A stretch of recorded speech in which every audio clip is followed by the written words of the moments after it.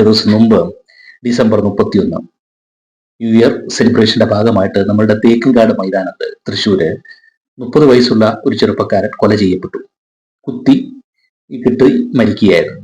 കുത്തിക്കൊന്നത് 2 വിദ്യാർത്ഥികൾ, 14 15 വയസ്സുള്ള 2 വിദ്യാർത്ഥികളാണ് ഈ കൊല നടത്തിയത്. വെറും പീഡിയാട്രിക് ഏജ് കഴിഞ്ഞതേ ഉള്ളൂ. അവര് മാരകായുധങ്ങൾ കൈ കൊണ്ടു നടക്കുന്ന വ്യക്തികളും മയക്കുമരുന്നിന് അടിമകളുമായിരുന്നു എന്നാണ് പോലീസിന്റെ ഭാഷ്യം.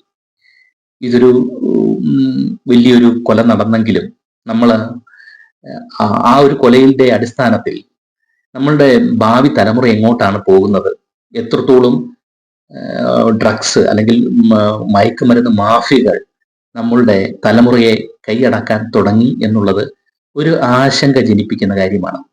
രാഷ്ട്രീയ നേതാക്കന്മാർക്കും പോലീസ് ഏമാന്മാർക്കും മന്ത്രി കോമരങ്ങൾക്കും ഒട്ടും തന്നെ ആശങ്കയില്ലെങ്കിൽ തന്നെയും നമുക്ക് സാധാരണപ്പെട്ട ജനങ്ങൾക്ക് ആശങ്കയുളവാക്കുന്ന ഒരു കാര്യമാണ് ഈ അമിതമായിട്ടുള്ള ഡ്രഗ്സ് ഉപയോഗം ചെറുപ്പക്കാരിൽ, പ്രത്യേകിച്ചും സ്കൂളിലും കോളേജുകളിലും.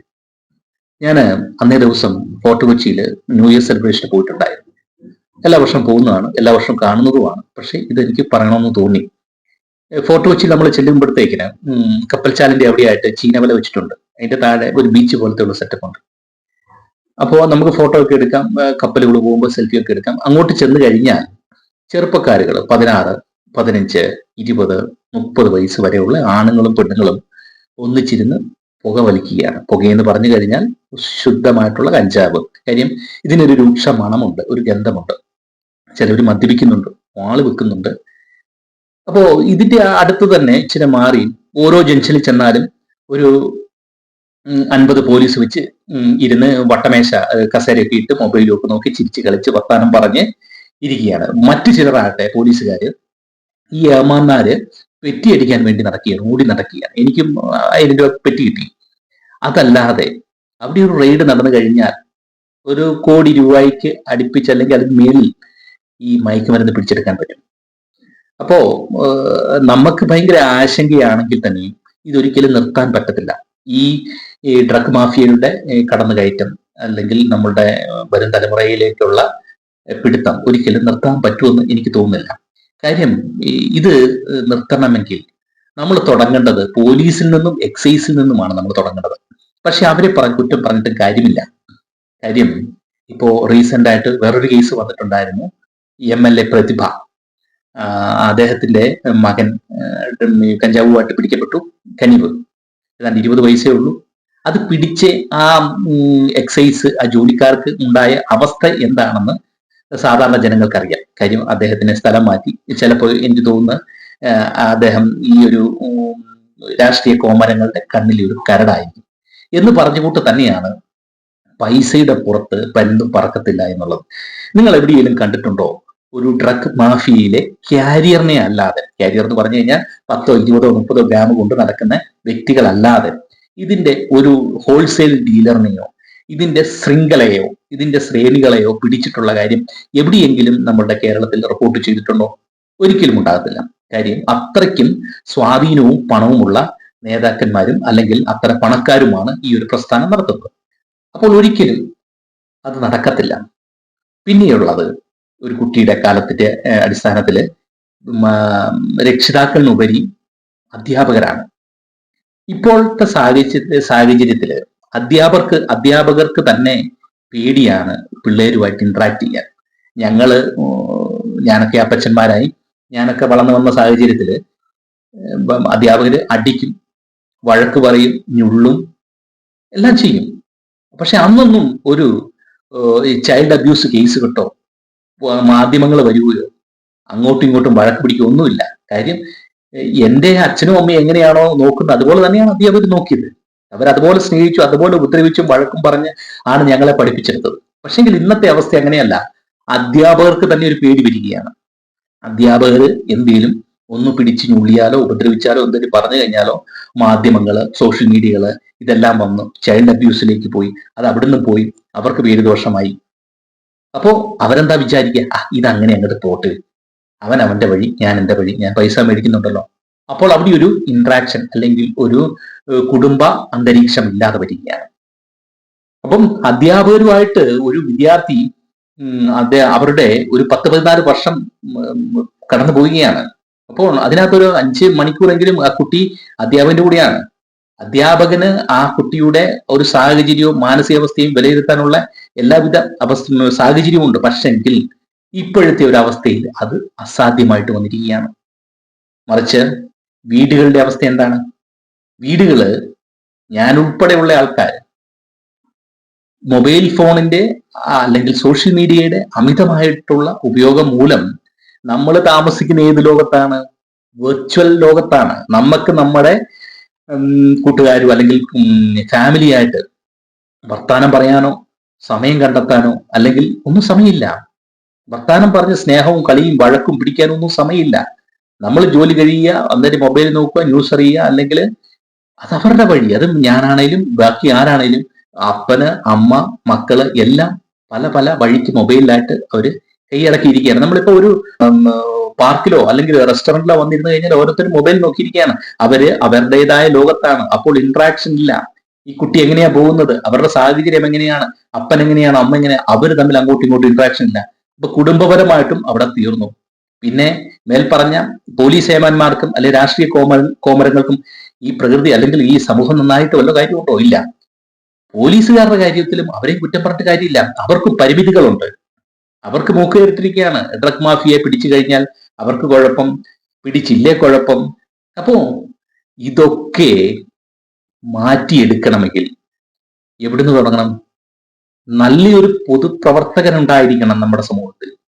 നമ്മളിലേക്ക് നല്ല ഏത് രാഷ്ട്രീയ മേലും ആയിക്കോട്ടെ, നല്ലൊരു പൊതുപ്രവർത്തകൻ വിത്ത് പവർ ഉണ്ടെങ്കിൽ മാത്രമേ ഉള്ളൂ ഇതിനൊരു കടിഞ്ഞടിടാൻ പറ്റുള്ളൂ.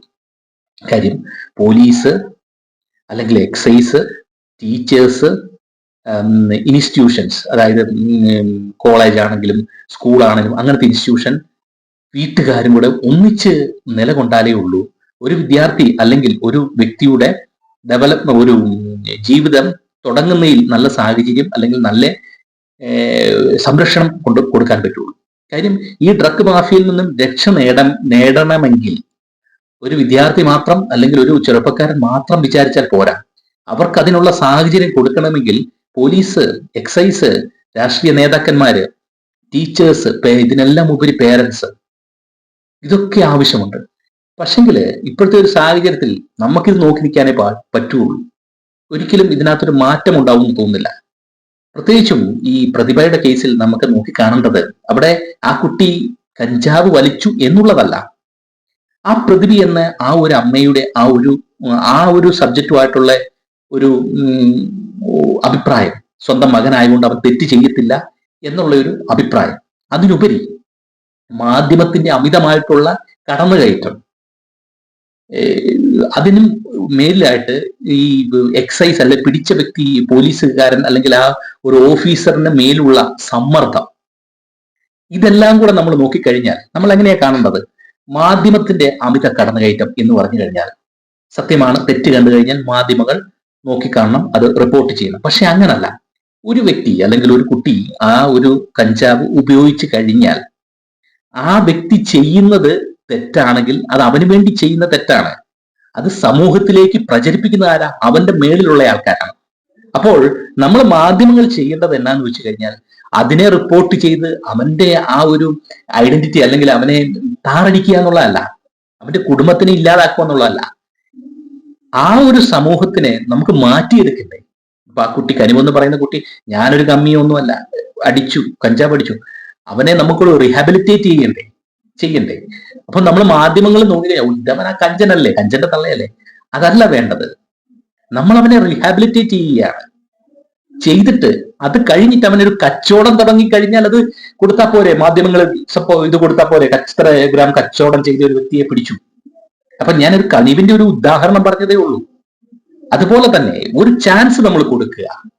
ഇപ്പോ ഈ വിക്കി ടഗ് എന്ന് പറയുന്ന ഒരു സോഷ്യൽ ഇൻഫ്ലുവൻസർ ഉണ്ട്. അദ്ദേഹത്തിനെ MDMA പിടിച്ചതാണ്. അദ്ദേഹം ഇപ്പൊ വെളിയിൽ ഇറങ്ങി എന്തോ യൂട്യൂബ് ഒക്കെ നടത്തുന്നുണ്ട്. പക്ഷെങ്കിൽ അയാളെ ഒന്ന് നോക്കിയിട്ട് അയാൾക്ക് നന്നായി സമൂഹത്തിന് എന്തെങ്കിലും പറയാൻ പറ്റുവാണെങ്കിൽ അതൊരു നല്ല കാര്യമാണ്, അല്ലേ? നമ്മൾ എപ്പോഴും അവരെ ഇല്ലാതാക്കുകയല്ല മാധ്യമങ്ങൾ ചെയ്യേണ്ടത്. ആ വാർത്ത ഞാൻ കേട്ടിട്ട് പ്രതിഭയുടെ മകൻ കഞ്ചാവ് വലിച്ചെന്ന് അറിഞ്ഞിട്ട് എനിക്കൊരു ഗുണം ഉണ്ടായിട്ടില്ല, സമൂഹത്തിന് ഒരു ഗുണം ഉണ്ടായിട്ടില്ല. പ്രതിഭ എന്ന് പറയുന്ന ആ ഒരു വ്യക്തി, അല്ലെങ്കിൽ പ്രതിഭയല്ല, വേറെ ഏതൊരു ഒരു അച്ഛനും അമ്മയും ആയിക്കോട്ടെ, അവരെ എനിക്കൊരു ഒരു ഒരു പുച്ഛത്തോടെ നോക്കാൻ മാത്രം ഒരു സാഹചര്യം മാധ്യമം ഉണ്ടാക്കിയിട്ടുള്ളൂ. അങ്ങനെയല്ല, അവരെ റീഹാബിലിറ്റേറ്റ് ചെയ്യാൻ നമ്മൾ സാഹചര്യം ഉണ്ടാക്കി കൊടുക്കണം. രണ്ടാമത്തെ കാര്യം, പോലീസിന്മേലുള്ള അമിത സമ്മർദ്ദം. ഈ പ്രതിഭ തന്നെയാണെങ്കിലും ആ വ്യക്തിയെ, ആ പോലീസ് ഉദ്യോഗസ്ഥനെ അവിടുന്ന് സ്ഥലം മാറ്റി. അപ്പൊ അവർക്ക് തന്നെ ഒരു ഈ പോലീസിനും എക്സൈസിനും തന്നെ ഇതിലേക്ക് പ്രവർത്തിക്കാനുള്ള ആ ഒരു നിസ്സംഗത തുടങ്ങുകയാണ്. അത് ഒഴിവാക്കണം, അതില്ലാതാക്കണം. പിന്നെ പറഞ്ഞ കൂട്ട് ടീച്ചേഴ്സ്, കുടുംബക്കാര് എല്ലാരും കൂടെ ഒന്നിച്ച് പോയാലേ ഉള്ളൂ ഇത് നന്നാകാൻ പറ്റുള്ളൂ. കാര്യം എന്താണെന്ന് വെച്ച് കഴിഞ്ഞാൽ, ഈ ഡ്രഗ്സ് എന്ന് പറഞ്ഞു കഴിഞ്ഞാൽ നമ്മൾ ഈ വെള്ളം അടിക്കുന്നതോ സിഗരറ്റ് വലിക്കുന്നതോ ഒന്നും മുറുക്കുന്നതോ ഒന്നും കൂട്ടല്ല. നമ്മളുടെ തലച്ചോറിന് തന്നെ മാറ്റം ഉണ്ടാവുക, ഒരു ഫിയർലെസ് ആറ്റിറ്റ്യൂഡ് ഉണ്ടാക്കുക, സ്പോണ്ടേനിയസ് ആയിട്ടുള്ള ബിഹേവിയർ ഉണ്ടാവുക. കത്തിയായിട്ട് നടക്കുകയാണ്, കയറി വന്നൊരു ചാമ്പ്, നിങ്ങളൊന്ന് ആലോചിച്ച്, ഭയങ്കര ദോഷത്തിലേക്കാണ് പോകുന്നത്. ഇത് നമ്മൾ ഒഴിവാക്കാൻ നമ്മളെല്ലാവരും കൂടെ സഹകരിച്ചാലേ നടക്കുകയുള്ളൂ. ഇത് ഭയങ്കര ഒരു അവസ്ഥയിലേക്കാണ് നമ്മുടെ ചെറുപ്പക്കാർ പോകുന്നത്. ഇത് മാറ്റിയെടുക്കേണ്ട സമയം അതിക്രമിച്ചു കഴിഞ്ഞു. ഇതൊരിക്കലും നിർത്താൻ പറ്റത്തില്ല, പക്ഷേ കുറയ്ക്കാം, നമുക്ക് നമ്മുടെ സമൂഹത്തിനെ നമുക്ക് രക്ഷിക്കാം.